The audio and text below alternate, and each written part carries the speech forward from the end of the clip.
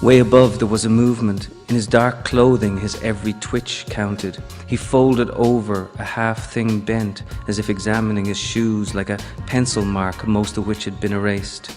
The posture of a diver. And then they saw it.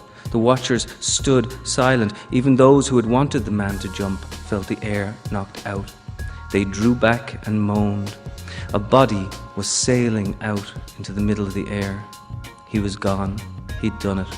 Some blessed themselves, closed their eyes, waited for the thump. The body twirled and caught and flipped, thrown around by the wind. A shout sounded across the watchers, a woman's voice. God, oh God, it's a shirt. It's just a shirt.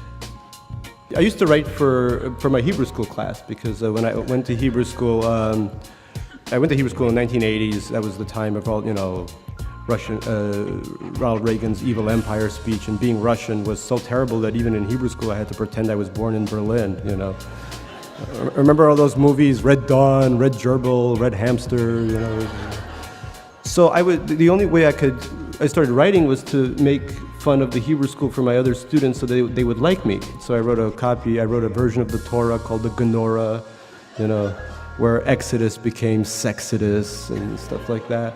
So I've always been trying to entertain people and make them laugh, so that I can have some friends. Please join my Facebook. On your first night at university, you walked up to a girl and directly asked her to fuck you. How would you say your approach to romantic exchanges and sexuality has changed since then? She said, "Kindly fuck off." So not successful? So,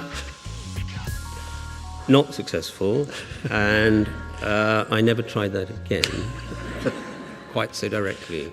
But there was Helen and her paintings of night with its quarter moon and a lone woman looking up at a dimly lit sky, and then Helen and Mrs. Sweet going for a run on the still elevated West Side Highway, and running, and then while doing so, they could see many men having sex with each other, and they had never understood how men had sex with each other until then.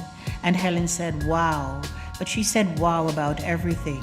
So Mrs. Sweet said to herself, then and even now, that is how Helen spoke. Yes, that was Helen, and is Helen now, and also then. With the world falling down all around us, as it is, and the strangest people coming up, the dimmest of the dimmest nightmare idiots have arrived.